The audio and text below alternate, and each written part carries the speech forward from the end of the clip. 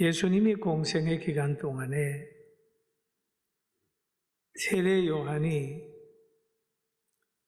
예수님께 제자들을 보냈어요. 뭘 알려고 보냈냐 하면 오실 이가 당신이 오니까 우리가 다른 일을 기다리오리까 그렇게 물어봤어요. 누가복음 7장에 보면 그럴 때에 예수님이 자기를 소개할 때 열매로 소개를 하고 있었어요. 그 열매로 소개하는 내용을 보면 누가복음 7장 21절에 이렇게 기록이 되어 있습니다. 마침 그때에 예수께서 질병과 고통과 및 악귀 들린 자를 많이 고치시며 또 많은 맹인을 보게 하시니라. 지금 이 일을 하고 계실 때 세례 요한의 제자가 물어보니까 예수님이 대답하시기를 예수께서 대답하여 이르시되 너희가 가서 보고 들은 것을 요한에게 알리되 맹인이 보며 못 걷는 사람이 걸으며 나병 환자가 깨끗함을 받으며 기멍은 사람이 들으며 죽은 자가 살아나며 가난한 자에게 복음이 전파되게 하라 라고 얘기를 했어요. 복음이 전파된다 하라. 복음이 전파된다 하라. 그리고 예수님께서 요한의 제자에게 보고 들은 것을 요한에게 알리라 그랬어요. 그러면 우리가 신앙생활을 하는 사람이 축복을 받고 환경을 변화시키는 것을 보고 들을 수 있는 환경을 만들 수 있는 에너지가 있다. 그죠? 신앙생활 하는 것은 허상이 아니고 실상이에요. 말에 있지 아니하고 능력에 있어요. 예수님은 굳이 자기가 예언된 사람이고 동정녀 탄생했고 성령으로 잉태됐고 그런 얘기를 하신 것이 아니라 내가 지금 하고 있는 거 있지 않나? 맹인이 보고 못 걷는 사람이 걷고 병 나은 나병 환자가 치료되고 기먹은 사람이 듣고 죽은 사람이 살아나고 가난한 사람에게 복음이 전파된다고 해라. 그러면 세례 요한이 알 거다. 바로 오신 메시아가 하는 사역이 있는데 그 사역을 예수님이 하고 있다. 그 나무는 뭘 보고 아느냐? 열매를 보고 안다는 거죠.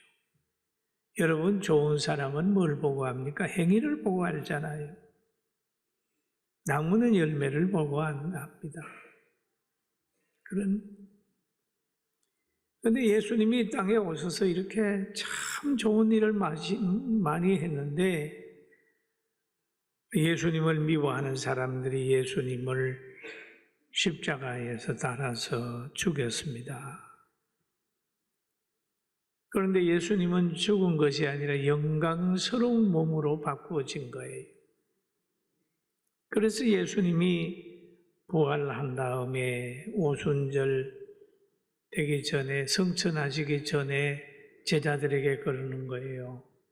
야 예루살렘을 떠나지 말고 내가 너희에게 분부한 것을 받아라. 성령을 받아라. 예루살렘을 떠나지 말고 성령을 받아라. 라고 하는 얘기를 했죠. 그랬더니 120문도가 그 말씀에 순종해서 성령을 받았어요. 성령을 받은 다음에 담력을 가지게 된 거예요. 제자들이 기도하게 되고 제자들이 또 나면서부터 안진뱅이 된 사람을 걷게 되고 그 일로 통하여 많은 사람들이 이야 이상하다 그래 하면서 하나님께 영광 돌리는 사람도 있고 조롱하는 사람도 있었습니다. 그 일이 있었어요. 그런데 좋은 일이 나타났는데 어떤 사람들은 속해가지고 능력을 받고 누리고 행복했지만은 그 좋은 일을 덮으려고 하고 예수님이 하는 사역을 가소평가하고 사도들을 박해하는 그런 사람들이 있었습니다. 그래서 베드로라고 하는 수제자를 갖다가 막 잡아 가두기도 하고 그랬습니다. 그리고 예수님의 이름으로 뭔가를 전하지 못하게 막 그렇게 만들었어요. 그러나 사도들은 그들에게 기죽지 않고 복음을 전했습니다. 너희 건축자들이 버린 돌로서 집 모퉁이가 되게 하였느니라.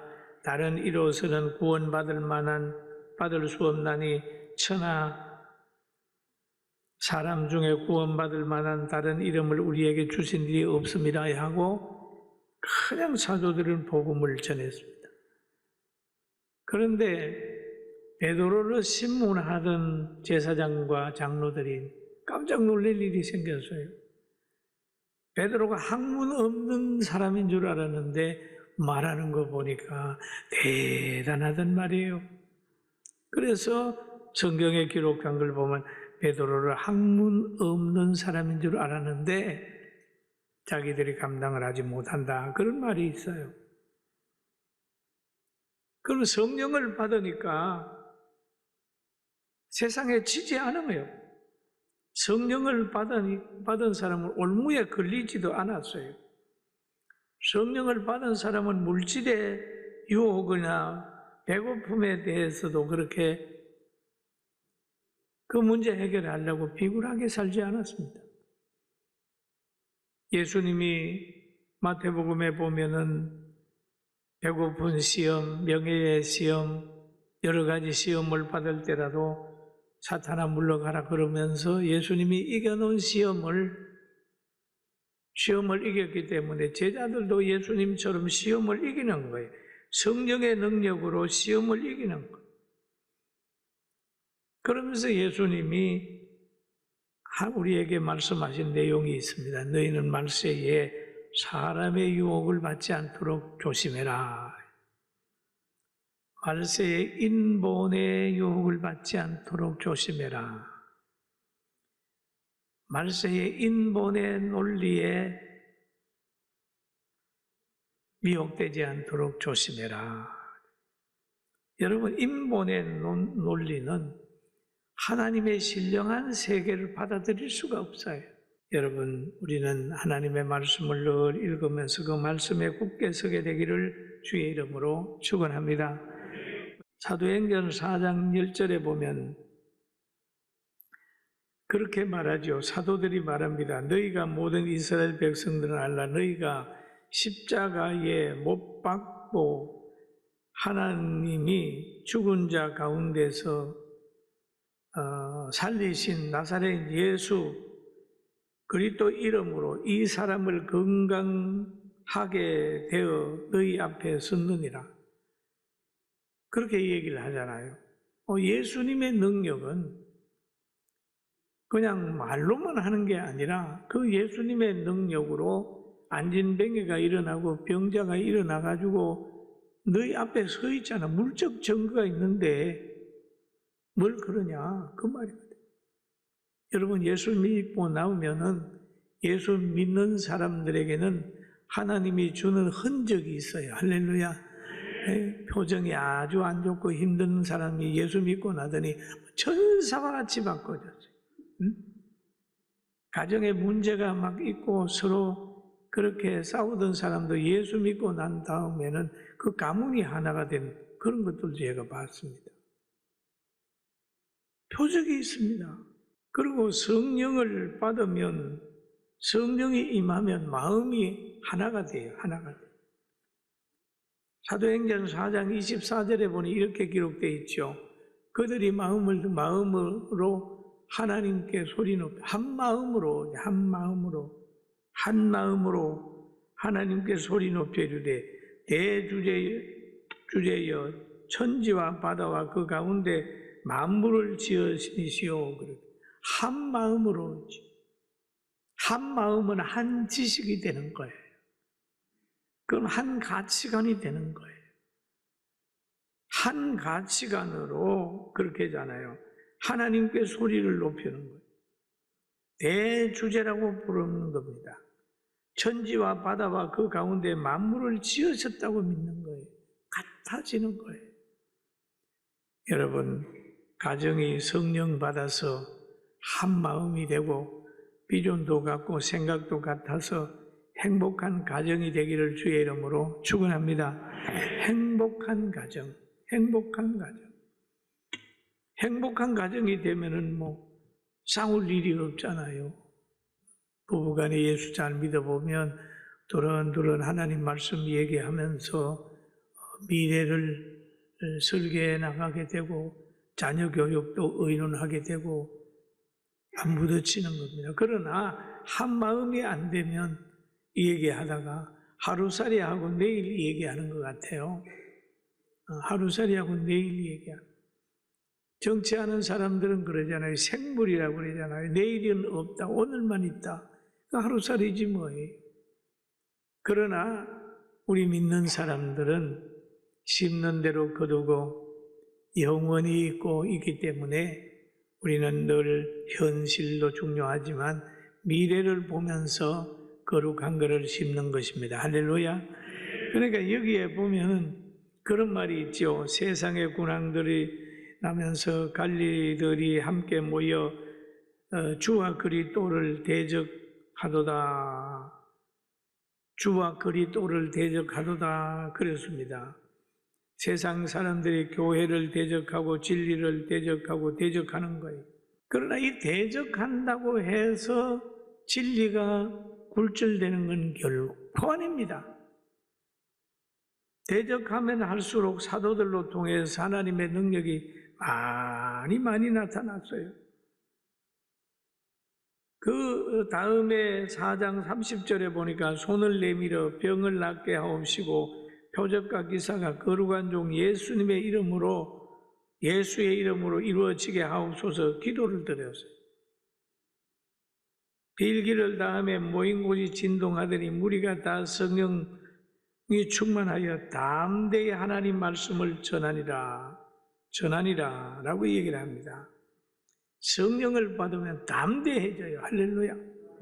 알아요. 성령을 받으면 담대해진다.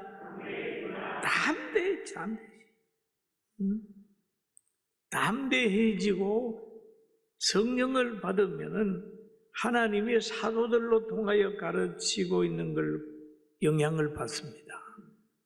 배움의 대상이 달라져요. 그리고 의지의 대상도 달라져요. 그리고 자기가 가지고 있는 물질을 가지고 그 믿는 사람끼리 나누는 겁니다. 초대교회가 굉장히 분위기 좋았어요. 그래서 성경에도 그런 말이 있죠. 믿는 무리가 한 마음 한 뜻이 되어 물건을 서로 통용하며 자기의 재물을 조금이라도 자기 것이라 하는 이가 하나도 없더라. 다 재물을 놓으면 자기 것이라고 주장하지 않는다. 하나도 없더라. 그리고 사도들이 큰 권능으로 주 예수의 부활을 증언하니 무리가 큰 은혜를 받는 거죠. 물질 초월의 삶이 있고 은혜를 받는 겁니다. 그 중에 가난한 사람이 없으니 이는 밭 있는 자는 팔아 그 판 것의 값을 가져다가 사도들 발 앞에 두매 그들이 각 사람의 필요를 따라 나누어 주고 지금 우리 하나님이 만든 이 지구 위에서 모든 사람이 또 모든 나라가 욕심 부리지 않고 그냥 농사해서 골고루 살면 굶어 죽는 사람이 없습니다. 그런데 나라마다 욕심이 생겨가지고 조금만 나은 게 있으면 이걸 가지고 이렇게 상대편을 공격하고 자기를 가시하는데 곡물도 사용하고 무기도 사용하고 힘도 사용하니까 이 나라가, 이 세계가 이렇게 가난한 사람이 있고 음식물 쓰레기를 버린 것에도 1년에 몇 천만 톤 되는 거죠. 그 욕심 때문에 이 나라가 또 이 세계가 이렇게 되는 거예요. 그러나 초대교회 성도들을 보면은 같이 살게 되니까 가난한 사람이 거기에 없었다. 그런 말이 있습니다. 이 초대교회 성령 안에서 살았어요. 부족한 게 없이 살았어요. 그러면 우리가 나라를 건설하고 가정을 건설하고 하는 과정 속에서 힘 있는 나라, 부자 되는 나라, 건세 있는 나라를 만들어야 되겠다는 것보다 중요한 건 제사장의 나라가 되어야 되겠다. 제사장의 나라를 꿈꾸면 그 부가, 그 권력이 전체 많은 사람을 돕는, 예수 믿게 하는, 전도하는 것이 되기 때문에 남을 칼로, 총으로, 포로, 미사일로 공격하지 않는다는 것. 성경이 그렇게 얘기를 하죠. 베드로전서 5장 8절에 보면 건신하라 깨어라 너희 대적 마귀가 우는 사자같이 두루다니며 삼킬 자를 찾나니. 삼킬 자를 찾는다. 두루다니며 삼킬 자를 찾는다. 그런데 이 사탄이 언제 들어와? 에덴 동산에도 들어오더라는 거예요. 에덴 동산. 뱀으로 변장해서 들어오는 겁니다. 뱀이 여자에게 이르되 너희가 결코 죽지 아니하리라. 너희가 그것을 먹는 날에 눈이 밝아 하나님같이 되어 선악을 알 줄 하나님이 아십니다. 그래서 선악을 알게 하는 나무의 가시를 먹지 말라고 그랬어. 그 하나님의 사랑을 오히려 잘못 얘기를 하는 거예요. 그러니 하와의 마음에 하나님을 불신하는 마음이 생겼어요. 선악을 따먹었어요. 그리고 아담도 줬어요. 그러니 하나님이 그만 아담과 하와를 쫓아냈습니다. 그걸 쫓아낸 다음에 이마에서 땀이 흐르게 하고 여인은 해산의 고통을 해야 되는 그런 과정을 거치게 하고 에덴 동산에 다시 들어오지 못하도록 그룹들과 두루 도는 불칼을 두어 생명나무의 길을 지키게 했다. 생명나무의 길을 과일 먹지 못하게 했다. 그렇게 했어요. 에덴 동산을 그래서 인간이 에덴 동산을 잃은 거예요. 여러분 그것만 그랬습니까? 예수님의 부름을 받아가지고 재정관리를 했던 가룟 유다 마음에도 사탄이 들어왔었습니다. 누가복음 23장 3절에 보면 12 중 하나인 가룟인이라 부르는 유다에게 사탄이 들어가니 유다라고 부르는 그 사람에게 사탄이 들어갔다는 거예요. 사탄이 들어가니까 대제사장들과 성전 경비 대장에게 가서 예수를 넘겨줄 방안을 의논했다. 그 사탄이 들어갈 수 있다.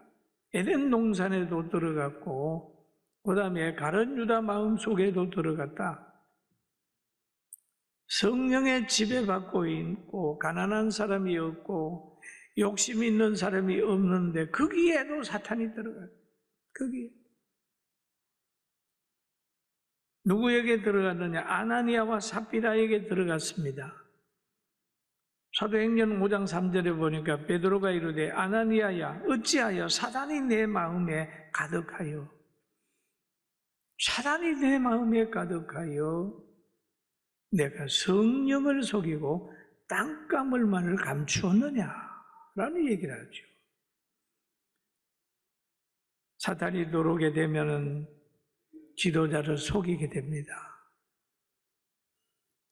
사탄이 들어오면 목회자도 속이고 가족도 속이고 많은 사람을 속여요. 속이는 거예요.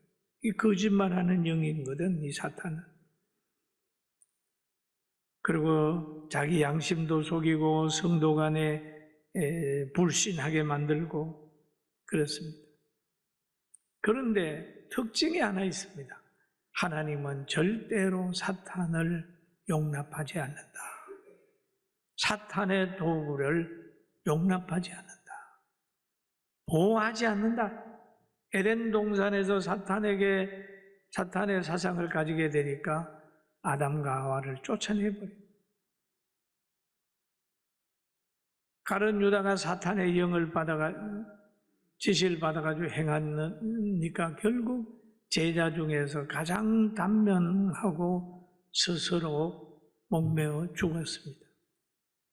오늘 평안했던 초대교회에 사탄이 들어가서 거짓말하고 하는 아나니아 삽비라도 베드로가 책망하니까 이 부부가 두 사람이 죽어버렸습니다. 그 일로 통해서 초대교회가 더 경건함과 거룩함이 쫙 유지가 됐습니다. 사랑하는 성도 여러분, 하나님이 미워하는 사탄의 도구가 되지 않기를 주의 이름으로 축원합니다. 아멘. 거짓으로 세운 나라, 사탄이 세운 나라가 오래가지 않아요. 무너집니다. 초대교회도 보면 사도들의 손을 통해서 민간에게 표적과 기사가 일어났습니다. 그때 믿는 사람들은 마음을 같이하여 그들을 중심으로 모였어요. 그러나 이것을 방해하는 사람들이 엄청나게 노력했지만 결국 방해하는 사람은 성공하지 못하고 성령 받은 사람은 성공해서 오늘날 여러분과 저까지도 지금 예수 믿으면서 기뻐하고 감사하고 삽니다. 할렐루야. 아멘. 아멘. 사도들을 당할 수가 없었어요. 바로가 지팡이 하나 들고 들어온 모세를 당할 수 없었듯이 성령 받은 사람은 아무도 당할 수가 없습니다. 성령 받은 사람은 아주 존귀합니다. 여러분, 많은 무리들이 있는데 환자들을 모아놔놓고 심지어 베드로의 그림자가 그 환자들을 좀 이렇게 그림자라도 그에게 좀 비춰지기를 바랬던 거예요. 사도행전 5장 15절 한번 같이 읽어볼까요? 심지어 병든 사람을 메고 거리에 침대 위에 누이고 베드로가 지나갈 때에 혹 그의 그림자라도 누구에게 덮일까 바라고. 이 정도로 존귀해졌어요. 여러분, 우리 성도들 존귀해지기를 바랍니다. 아멘. 여러분이 성령의 사람이 되면 아무도 함부로 할 수 없습니다. 함부로 할 수 없어요. 왜? 하나님이 지켜주기 때문에 아무도 함부로 할 수 없어요. 베드로가 그 시대의 사람들에게 존귀하게 보였습니다. 성령의 사람을 만나면 행복해져요. 하나님이 믿음의 사람을 통하여 일하시기 때문입니다. 예수님이 계시면 풍랑마다 만난 갈릴리 바다의 배가 염려할 거 없잖아요. 예수님 계시는 곳에 갈릴리 가나 혼인잔치에 포도주가 떨어져도 염려 없잖아요. 수없이 많은 3,000명, 5,000명 사람들이 몰려있는 그 강야, 그게도 음식이 없어도 염려 없이 보리떡 5개, 물고기 2마리 가지고 5,000명을 먹이는 기적이 있잖아요. 사랑하는 성도 여러분, 예수님이 계셔야 됩니다. 아멘. 예수님을 모시고 그 정신을 가지고 가정을 한번 써봐요. 지금은 힘들고 어렵더라도 사람에게 손가락질 받는다 할지라도 예수님 따라가면 실패한 때가 없습니다. 나라도 마찬가지입니다. 가정도 마찬가지입니다. 예수님 따라가는 나라 한번 보세요. 잘 되잖아요. 사랑하는 성도 여러분, 힘있게 예수님 따르는 방법은 기도하면서 예배 잘 드리고 전도하면서 사람의 미혹받지 않고 큰 능력 체험하는 온 성도들 되기를 주의 이름으로 축원합니다.